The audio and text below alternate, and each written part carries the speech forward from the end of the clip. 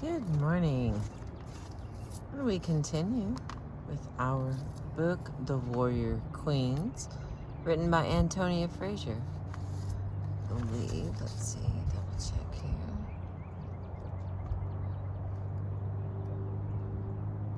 Queen versus Monster, chapter 15, began on page 247, but we are on page 258, mid-chapter here.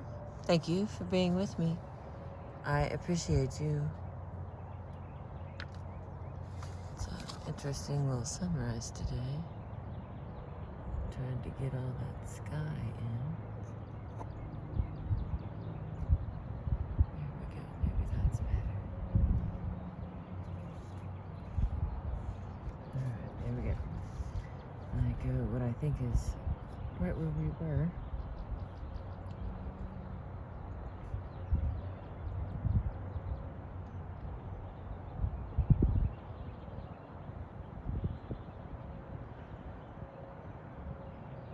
There are unpublished passages in the diary of Countess Sophie von Voss, Louise's battle axe of a lady-in-waiting, already in her 70s, with a father who fought against Marlborough at Malplaquet, that criticize the Queen's frivolity and even her petulance in these early years, but Countess Voss's final verdict was to be very different.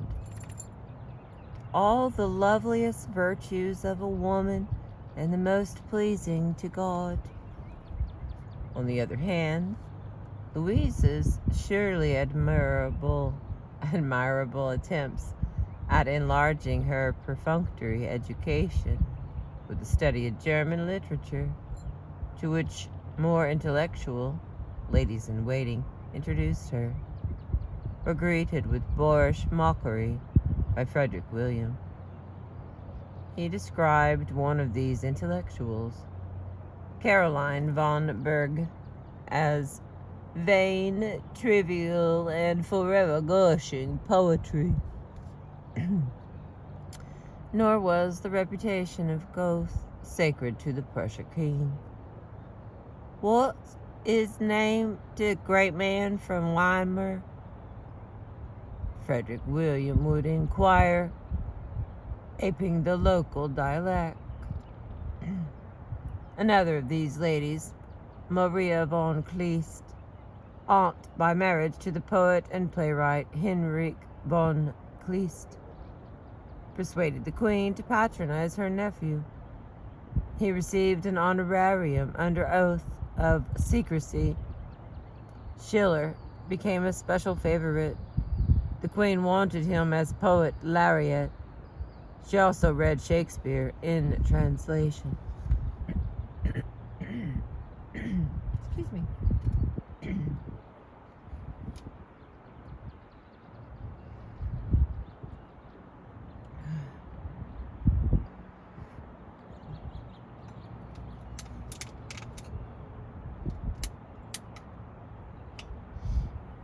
Okay. Good morning.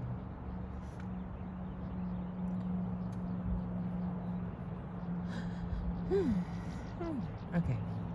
The Queen's tentative efforts at intellectual independence had, however, little in common with the kind of Amazonian behavior described with all the richness of sexual violence in Kleist's Penthesilea.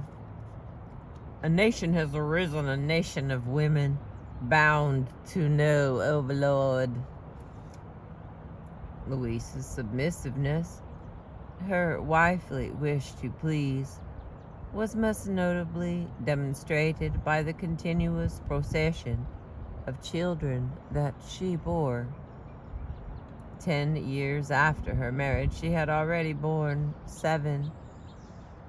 2 of the children had died, and there were also various miscarriages. Louise gave birth to a total of 9 children in 14 years, the last of them less than a year before her death. When Madame Vigie Lebrun met the Queen in 1801, she could not make an appointment before noon because, as Louise explained, the King reviews the troops at 10 every morning and likes me to attend. The only blight on this picture of domestic and marital bliss appeared to be the plain looks of Louise's numerous children. "They are not pretty," murmured the Queen sadly. "Their faces have a great deal of character."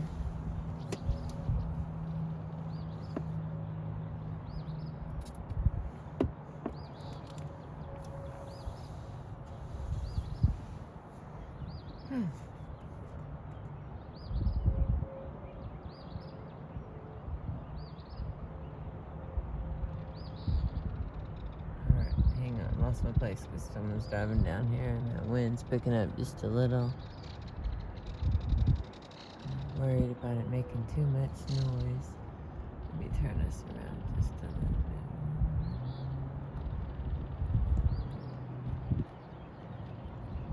See if that helps walk the sound just a little bit. The only blight on this picture of domestic and marital bliss appeared to be the plain looks of Louisa's numerous children. "They are not pretty," murmured the Queen sadly. "Their faces have a great deal of character," was the painter's tactful comment. Privately, she thought the youthful princes and princesses of Prussia downright ugly. But for Prussia and its king, if not yet its queen, already problems existed along more serious lines than those of a military review or a homely royal family. The rise of Napoleonic France had placed Prussia in a quandary. Neutrality? And if not neutrality, alliance with which of the various great powers involved?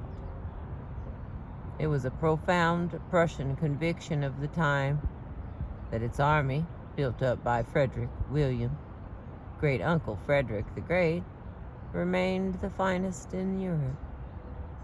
Time would test the validity of that belief. In the meantime, Frederick William, indecisive's nature, led him to see his fine army as a bastion of Prussia.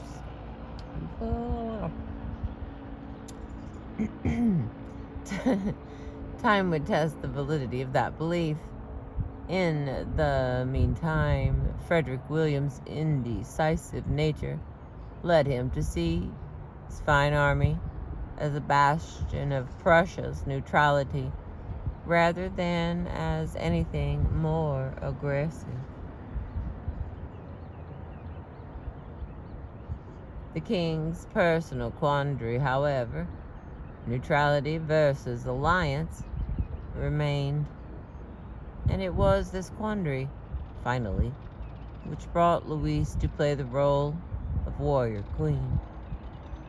In 1803, the French forces occupied Hanover, a state which, on the one hand, Prussia was pledged to protect as a neutral zone, and on the other,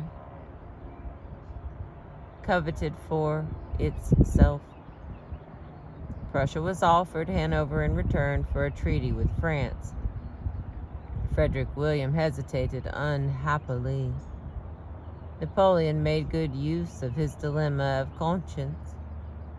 The French judicial murder of the young Bourbon prince, the Duc d'Enghien, on 21 March 1804, for alleged conspiracy, horrified all royal Europe. But Louise was persuaded not to wear mourning for the Duke by the new Prussian foreign minister. the veteran statesman Karl August von Hardenberg, who hoped to secure Hanover peaceably. There come the pelicans. Can you see them? They're doing their loop-de-loop.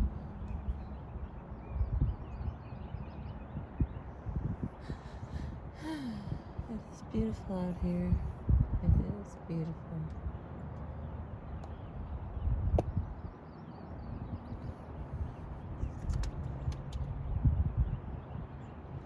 I know it's not correct, since I can't tell how to fix it at the moment. We'll try that. Okay. Nobody's coming, sweet dog. And none of the Neagles can get you. You're safe. Alright. Excuse me, Lord. Where was I? Carried away. Okay, so here we are. Louise's martial instincts were nascent. Placetory gifts of dresses from the newly created Empress Josephine. Napoleon assumed the title of Emperor on 18th of May, were accepted. Pale gray satin, magnificently embroidered with steel, and white satin embroidered with gold thread, further adorned with Algonquin lace and Brussels point. The Queen's attempts at influencing the king towards war were dated nearly a year later by Sir George Jackson to February 1805. It was not until September of the same year that she was generally reputed to head the war party.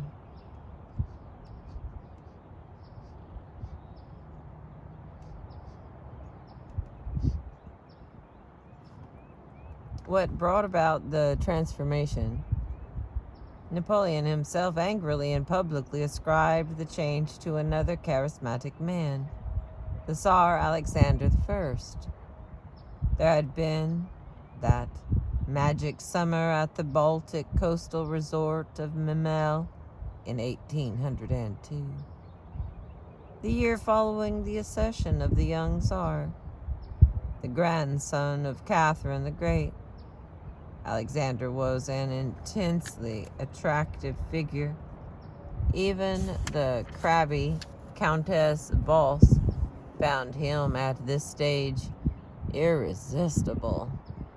With his handsome appearance and striking fair coloring, he was, of course, genetically far more German than Slav, his mother, like his grandmother, having been born a German princess. Memel, symbolically enough, was not only on the Baltic, but also on the borders of Prussia and Russia. Here the two courts mingled, and the two youthful royal families, also interrelated, relaxed together.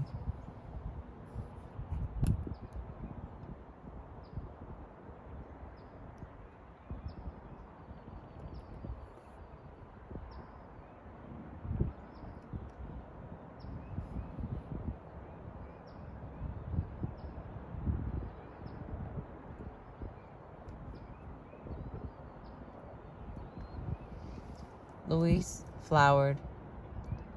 She was today more beautiful than ever, wrote Countess Vos of one particular June evening. There was dancing every night, and presents for Louise from the Tsar, including earrings of her favorite pearls. Even Countess Vos got a pearl necklace.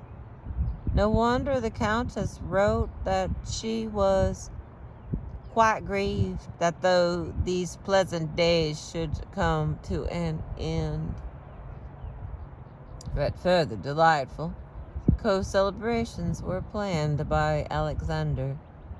such as a pageant based on the happy days at Memel for Louise's birthday the following March. Louise's current baby would be named Alexandrina, with the Tsar as her godfather.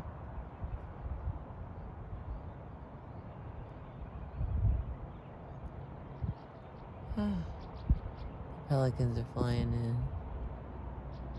They're so magnificent. So silent. For their size, especially. Okay.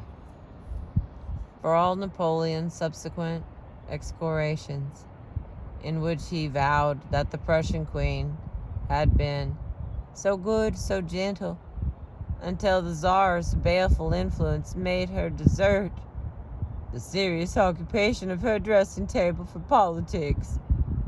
The story of an actual affair between Alexander and Louise was certainly a calumny. That primitive desire to find a warrior queen, either pre-eternally lustful or pre-eternally chaste, Louise came in for both charges, may have played its part. The truth of Louise's feelings for Alexander was probably subtler. What a contrast!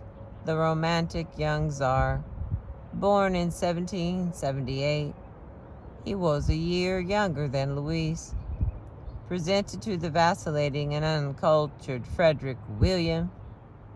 For Louise, well, knowing her duty both as a wife and a queen, her unacknowledged sentimental devotion to the Tsar could be safely expressed in a public admiration for his policies and a trust in his political objectives. "I believe in you, as I believe in God," she wrote to Alexander at one point. This idolatry was not the outburst of a voluptuous and satisfied woman. The late summer of 1805 brought persistent murmurs of war in the Prussian capital of Berlin. How could Prussia stand aloof while the French devoured half Europe? Frederick William reflected gloomily concerning his impossible position on 12th of September.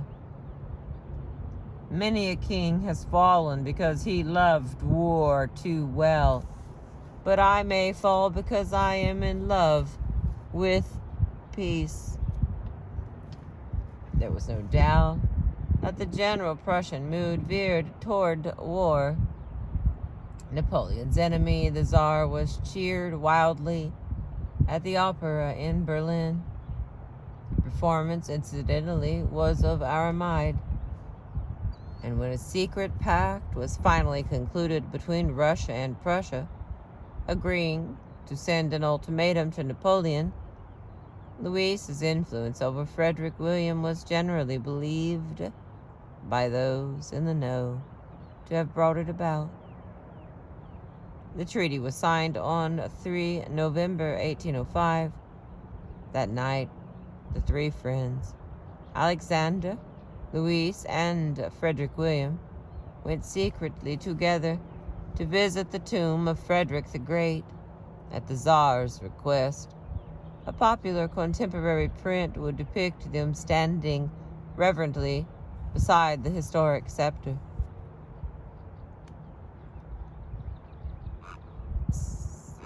Yeah, there we go. The episode represented the romantic culmination of Louise's hopes that war would not only stop the unstoppable Napoleon, but bring honor to the Prussian king at last by uniting him with the brave and honorable Tsar of Russia. At the beginning of the next month, it was Louise's turn to be cheered wildly as she stood on the palace balcony to watch the Prussian troops leaving Berlin, the banners dipping as they passed. Her popularity with the army at this point knew no bounds. Here was their beloved patroness, She who had in peacetime attended those morning parades, danced at their balls, befriended young officers in trouble. Now she was to be not only their queen, but their goddess of victory. Moreover, Louise herself had always reciprocated these feelings. When the Tsar praised her good relationships with the military, the queen replied that such a respected estate, whose vocation brought such toil and change of fortune, could not be admired enough.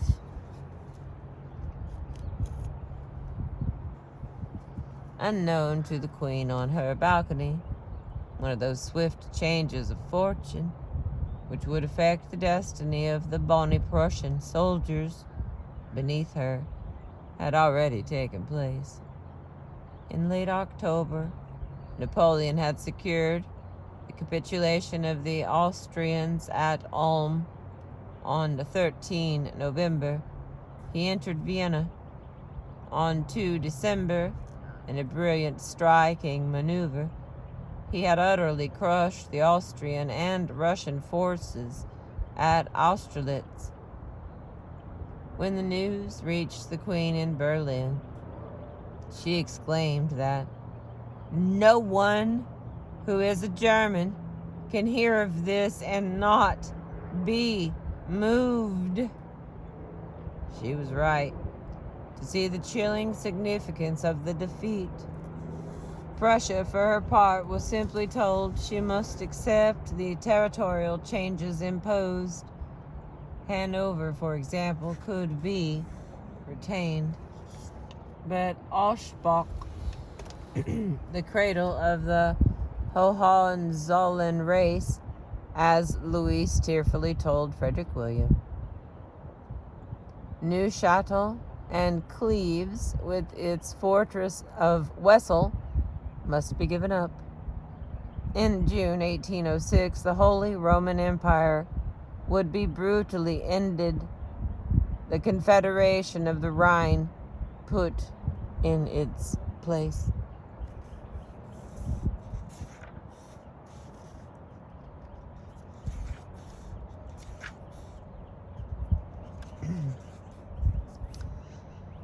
Hang on, let me get a drink.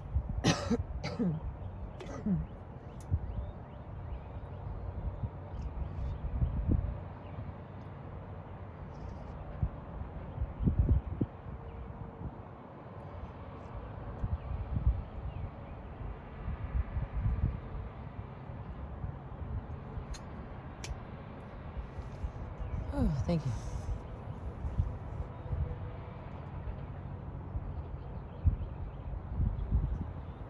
Okay. The Queen, passionately opposed to the ratification of this treaty, wrote, "There is only one thing to be done. Let us fight the monster. Let us beat the monster down, and then we can talk of worries." Her words became a patriotic slogan for the party, still resolutely opposed to dealing with Napoleon. Just as the Queen herself was increasingly credited with all the qualities of inspiration, the King so signally lacked. Prince Louis Ferdinand, Frederick William's clever, raffish cousin, remarked that if the people knew how much Louise had done, they would raise altars to her everywhere. Even without the benefit of altars, popular admiration expressed itself in 1,000 ways. One unit demanded that its name be changed to the Queen's Cuirassiers. Let Louise lead them. With a weak king and a valiant queen, there was the inevitable emergence of the better men syndrome.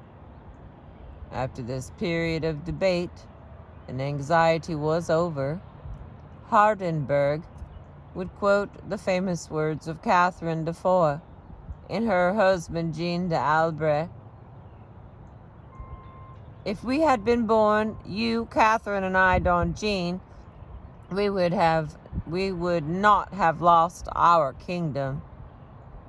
Queen Louise, he said, had an equal right to address her husband thus.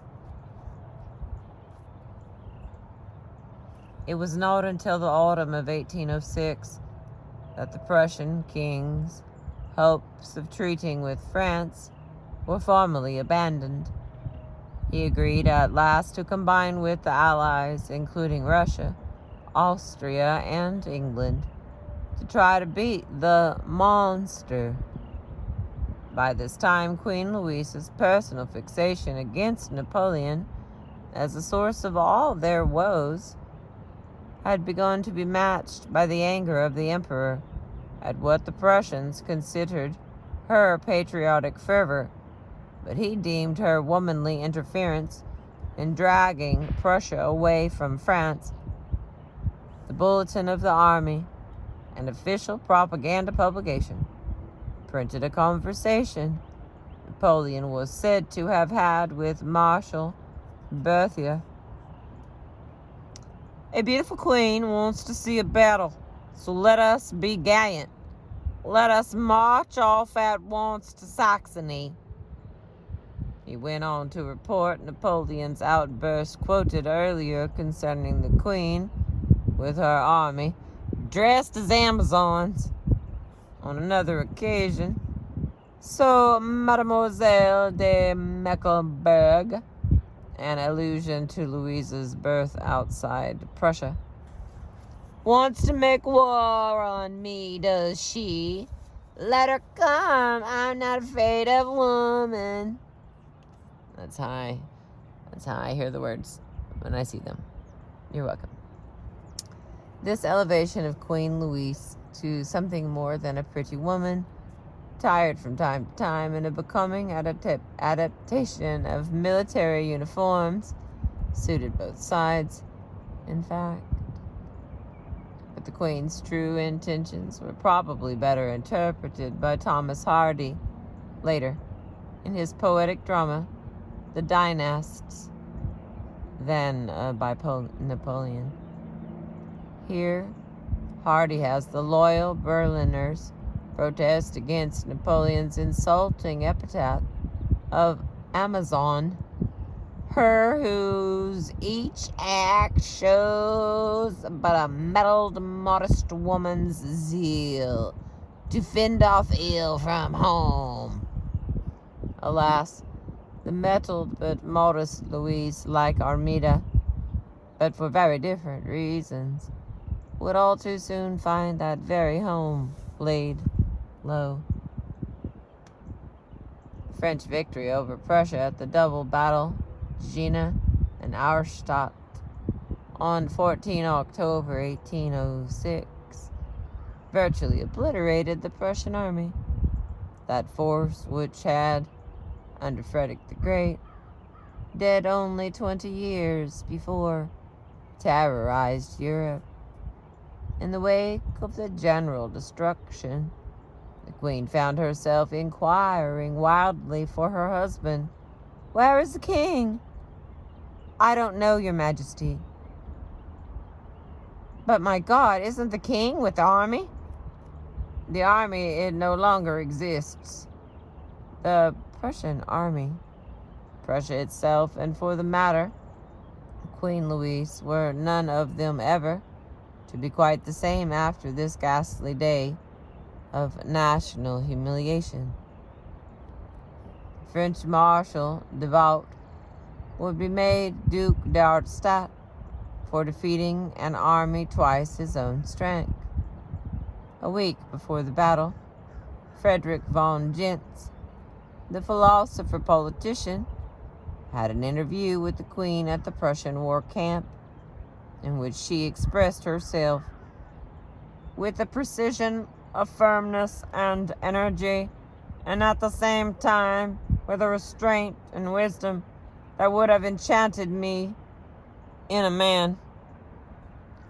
Afterwards, the queen was transformed into both a fugitive and an invalid. Her flight from the French was real enough. Napoleon had hoped that the queen, who had defied him, would be captured.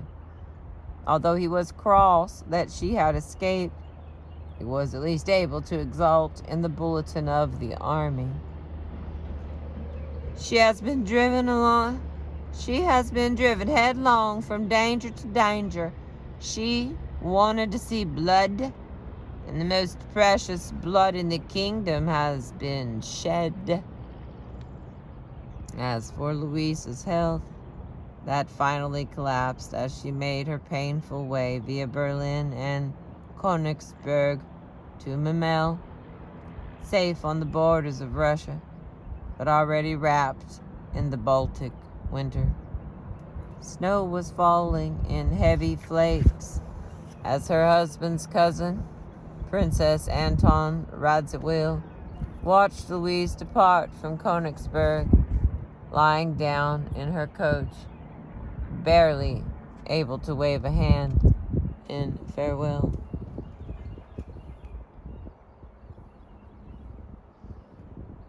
What was the queen doing at the war camp in the first place? The Duke of Brunswick, the commander-in-chief of the army, was appalled to find her there on the scene of battle in her little carriage. "What are you doing here, madame? For God's sake, what are you doing here?" he exclaimed. Then he pointed at the fortress occupied by the French. "Tomorrow we will have a bloody decisive day." The queen departed very early the next morning with the noise of the cannonades in her ears. Already the French could distinctly perceive her amid the Prussian lines, and in the event missed capturing her by a mere hour. Later the queen would remark wryly that the Duke of Brunswick's order to retreat was the first time she ever heard him express himself either positively or energetically. Queen Louise's official explanation for her presence was the king's need of her support.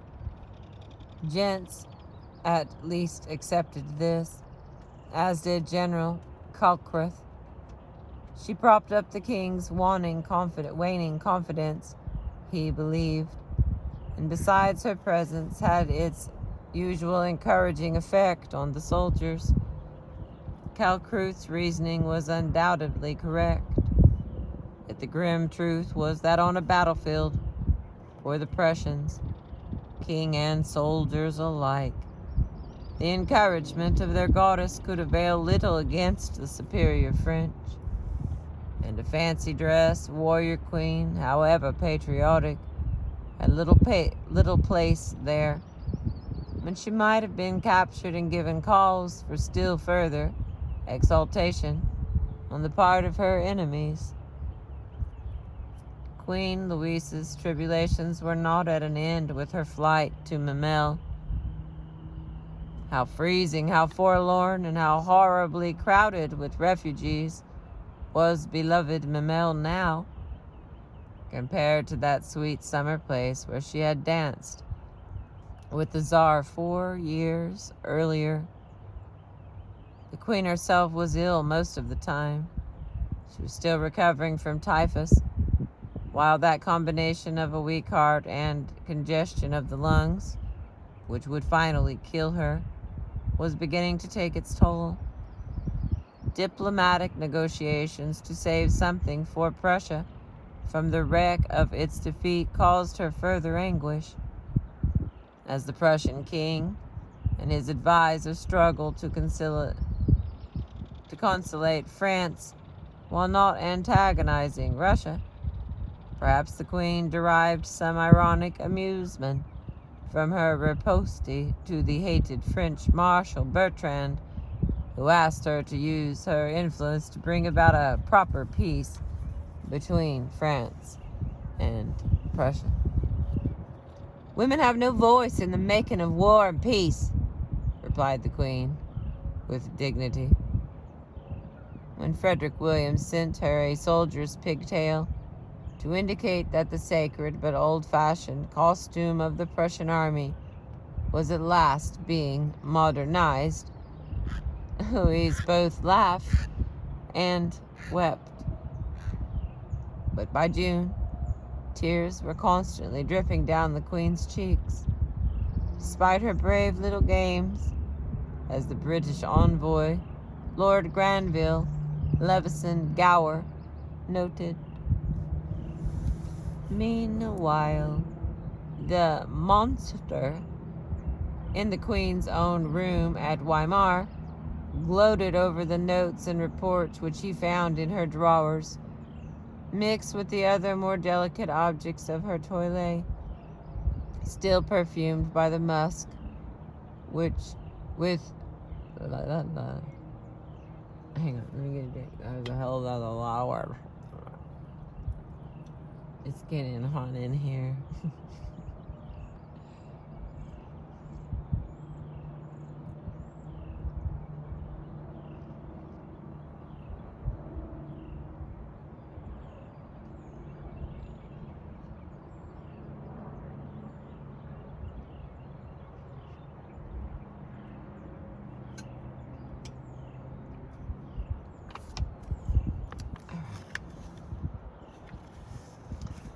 Meanwhile, the monster in the Queen's own room at Weimar gloated over the notes and reports which he found in her drawers, mixed with the other more delicate objects of her area, still perfumed by the musk which was used to scent them.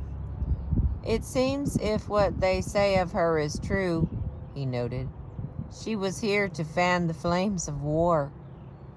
Then he dismissed Louise as a woman with a pretty face but little intelligence and quite incapable of foreseeing the consequences of what she does. He even managed a kind of compassion. Now, she is to be pitied rather than blamed, for she must be suffering agonies of remorse for all the evil she has done to her country and to her husband, who everyone agrees is an honorable man, wanting only the peace and welfare of his subjects.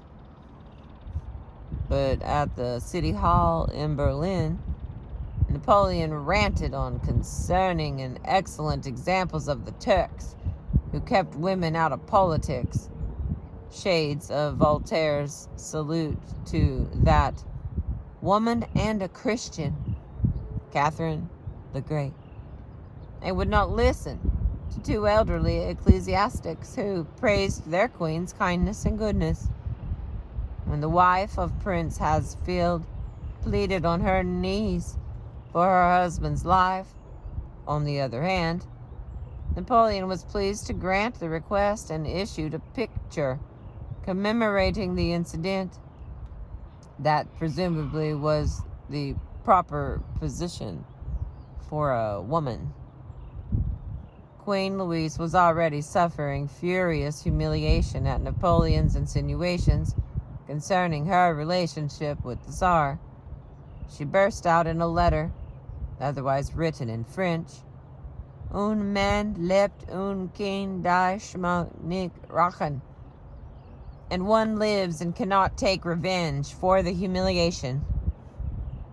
She was now further punished by the issue of a very different picture at the tomb of Frederick the Great, in a caricature of that secret night visit and of its vows depicted in the popular print.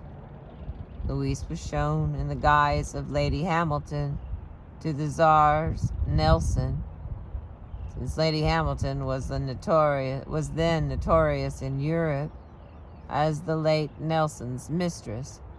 The implication was clear. At the time, they all knew. I'll have to listen to this to understand. Here we go. We are on page 266, in case it gets too hot and it shuts down on us. I want to say I appreciate you. It was at this time that Queen Louise was traditionally supposed to have transcribed this harpist song set by Schubert, by ghosts from Wilhelm Meister, with its mournful quatrain. All right, here's 4 lines. Who never ate his bread in sorrow, who never spent the darksome hours weeping and watching for the morrow, he knows ye not yet heavenly powers. But the greatest humiliation lay ahead. Its prelude was another crushing defeat, that of the Russian army under General Bennigsen at Friedland, 27 miles south of Königsberg, on 15 June 1807. A week later, it was the Tsar's Alexander's turn to negotiate a truce. This was the prayer of Louise to Alexander before the battle. You are our only hope. Do not abandon us, not for my sake, but for my husband's sake, for the sake of my children, their future and their destiny. Her prayer would go for nothing compared to the crudeness of realpolitik. Louise's only hope was indeed about to abandon them, as she would shortly discover. At Tilsit, while the Emperor Napoleon of France and the Tsar Alexander of Russia met on an island in the middle of the river, King Frederick William of Prussia was condemned to await their summons standing in the pouring rain on the shore. His unhappy stance perfectly illustrated the comment of the Austrian Prince Metternich. At Tilsit, Prussia descended from the first rank to be ranged among powers of the third order. What was Prussia's fate likely to be? What territorial sacrifices? What financial reparations would be demanded at a treaty negotiated under such unpromising circumstances? It was at this point that someone at the Prussian court, convinced that the Queen's fascinating affability would win over this monster vomited from hell, the King's phrase on this occasion, had the idea of sending for Louise. One German biographer suggests that it was Hardenberg and General Kalkuth who decided to use the Queen. Another name proposed is that of Murat.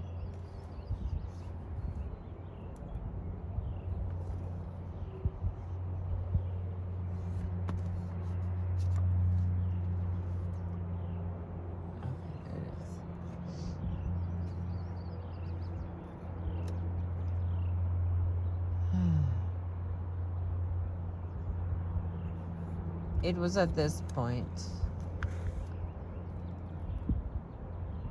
that someone at the Prussian court, convinced that the Queen's fascinating affability would win over this monster vomited from hell, the King's phrase on this occasion, had the idea of sending for Louise.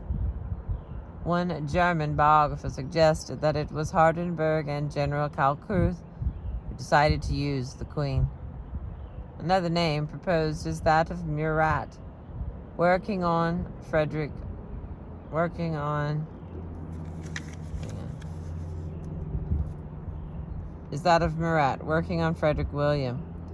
But on the French side, Talleyrand was certainly very much against it, and accepting Louise's punitive powers as an enchantress, inquired of Napoleon angrily, "Sire, will you jeopardize your greatest conquest for a pair of beautiful eyes.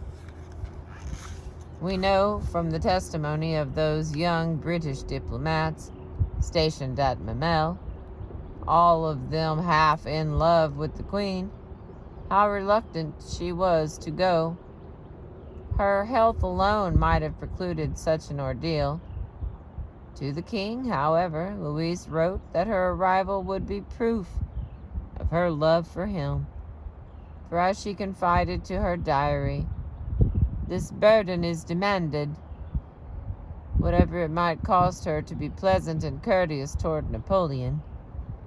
Louise was condemned to the burden by the romantic Prussian belief, which she herself obviously shared, that she could succeed where male diplomacy failed. Furthermore, hopeful signs elicited, as it seemed, from the monster not only underlined the general atmosphere of expectation. He drank the Queen's health and asked with some tenderness after her family's affair. Perhaps it was as well that the Prussian courtiers could not read Napoleon's reassuring letter to Josephine on the subject of the Prussian queen's coquetting. I am like cerecloth, along which everything of this sort slides without penetrating. It would cost me too dearly to play the gallant on this subject. The Queen herself might have been more affronted by the merry gossip of the time in London, where bets were being taken on whether she would get Napoleon to fall in love with her. The playwright Sheridan took, on the other hand, the cynical line that Louise would fall in love with Napoleon. From an empress to a housemaid, all women are dazzled by glory, and sure to be in love with a man whom they begin by hating and who has treated them ill. In the event, what happened satisfied neither the optimists, the romantics, nor the cynics. The Queen arrived in Tilsit on 6th of July. Napoleon behaved extremely courteously all along, ending dinner especially early, out of regard for her delicate health. When the Queen gently taxed him, "Sire, I know you accuse me of meddling in politics," Napoleon responded gallantly, "Oh, madame, you must not believe that I listen only to malicious gossip," thus splendidly ignoring the subject of his own bulletins of the army. Nor did Louise herself find the monster as odious as she had expected, although she certainly did not fall in love with him.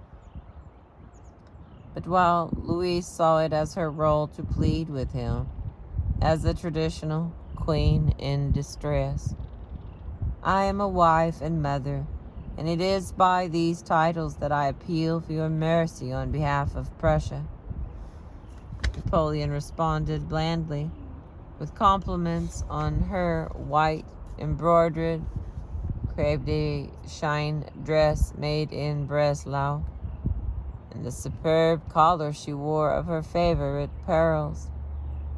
After Louise's death, Countess Vos would comment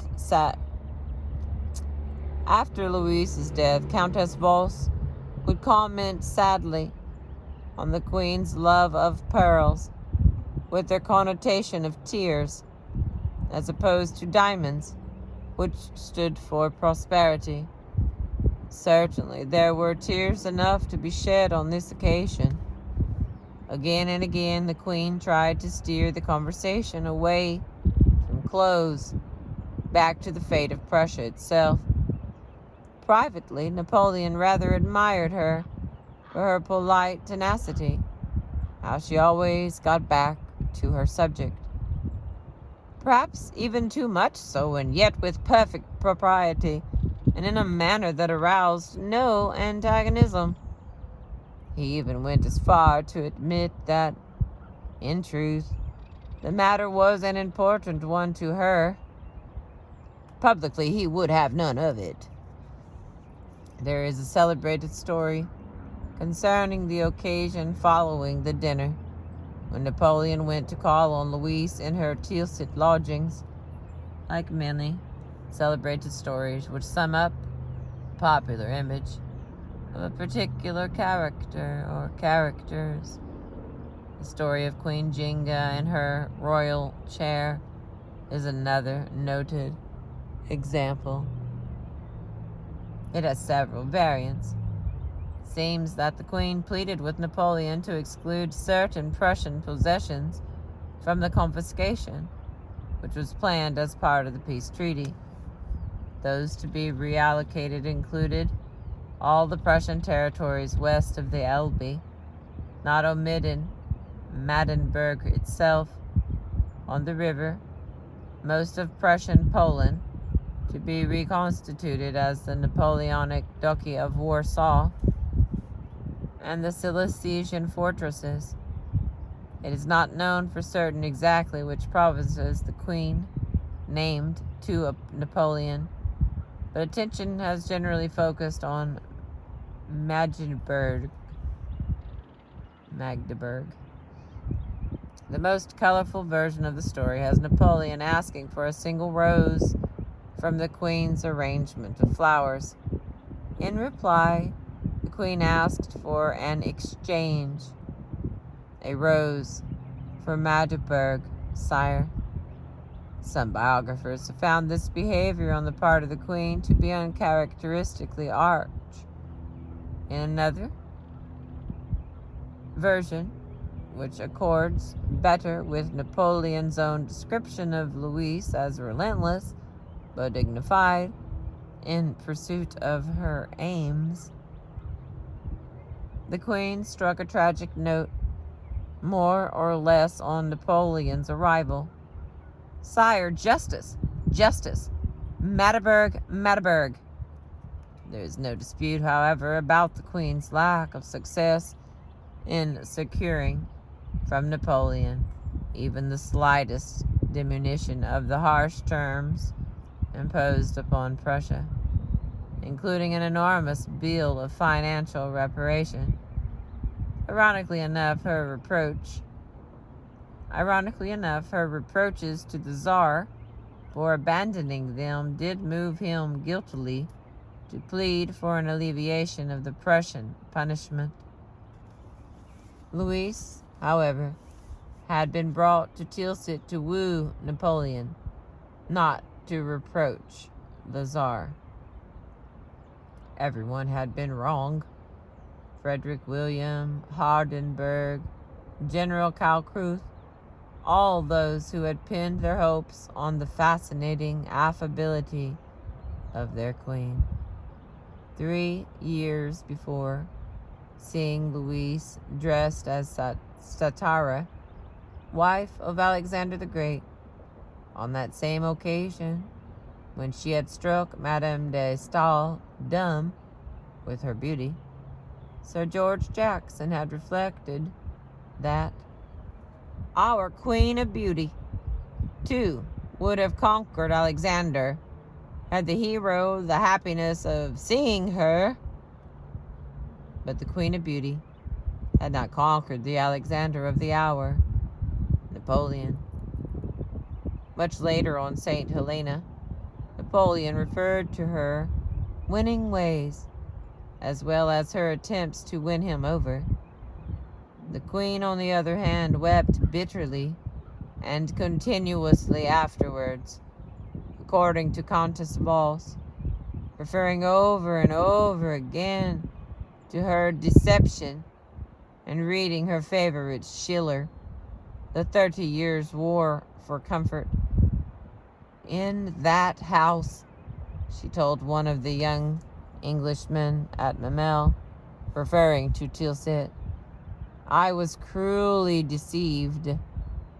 Napoleon had become once more the monster, this inhuman being who must be beaten down for the sake of the future of Prussia, of her husband and of her children.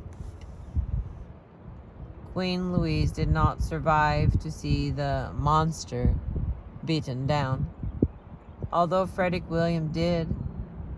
She died of a pulmonary embolism in July 1810, having given birth to 2 more children on 1 February 1808. She must have been once again in the early stages of pregnancy at Tilsit, and on 4th October 1809, but it was widely thought that she had died of a broken heart, to which her humiliation at Tilsit, symbolizing the humiliation of Prussia, had contributed. Her last years were marked by the inevitable sorrow of Prussia's grievous political situation, as well as by her persistent attempts to bolster up Frederick William. Henrik von Kleist gives a moving picture of her at this time. She has developed a truly royal character.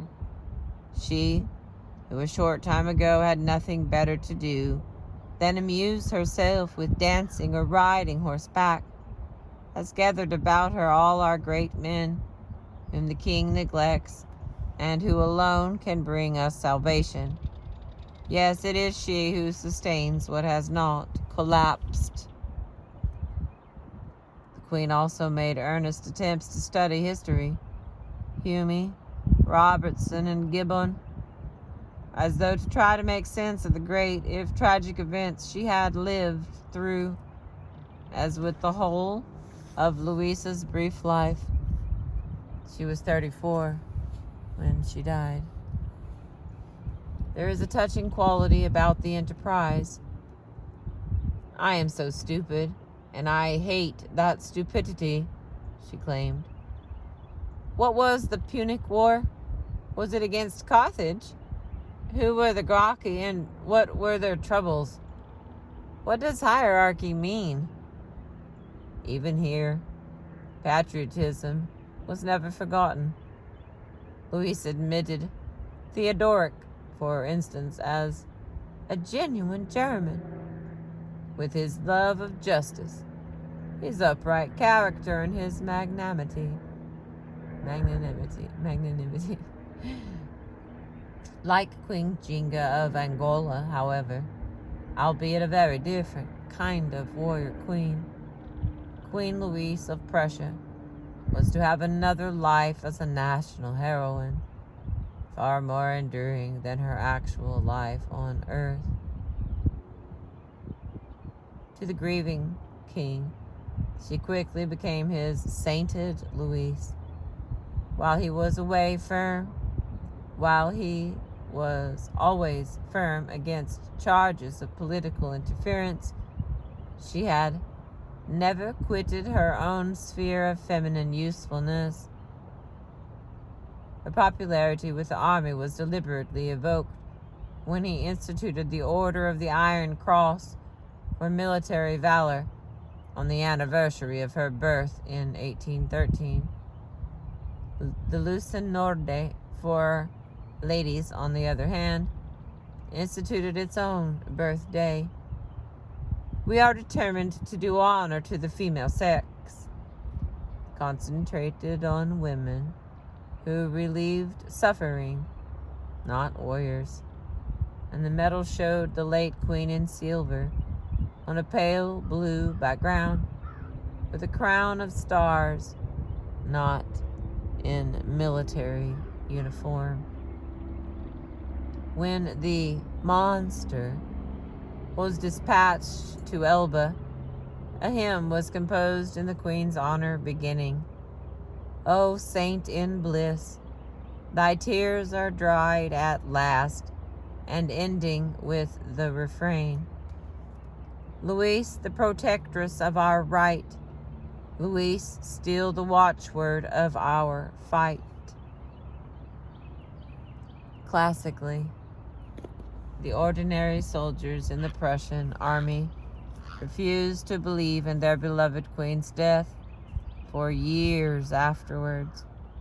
As for the rest of the nation, Princess Anton Radziwiłł wrote that 25 years later, still the same regrets are given to the memory of that angel of goodness.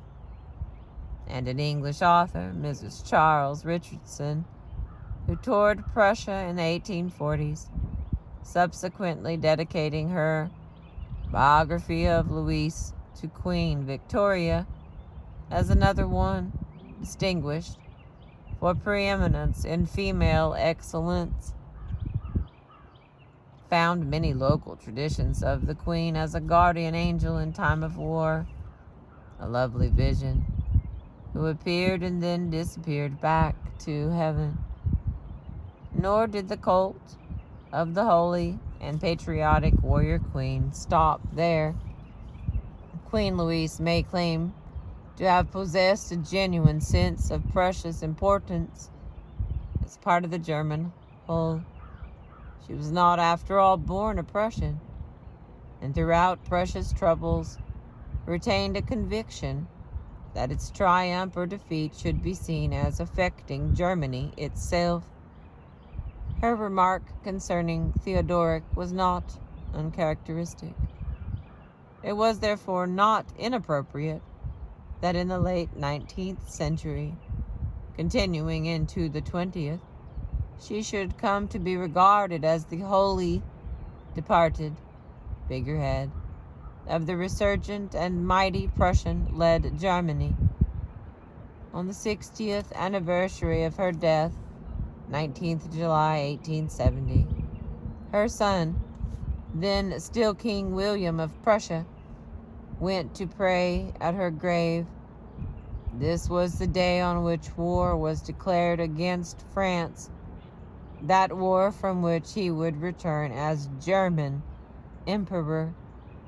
Louise's son was convinced that he had thus fulfilled her dearest dreams and hopes, she who could be viewed as a martyr to her love for the fatherland. The Queen's verdict on herself was both more modest and more poignant. If posterity will not place my name amongst those of celebrated women, she might have instanced Maria Theresa or Catherine the Great. If posterity will not place my name amongst those of celebrated women, yet those who were acquainted with the troubles of these times will know what I have gone through, and will say, she suffered much and endured with patience. And that is the end of chapter 15. Our chapter 16 will be the Valiant Rani, R-A-N-I.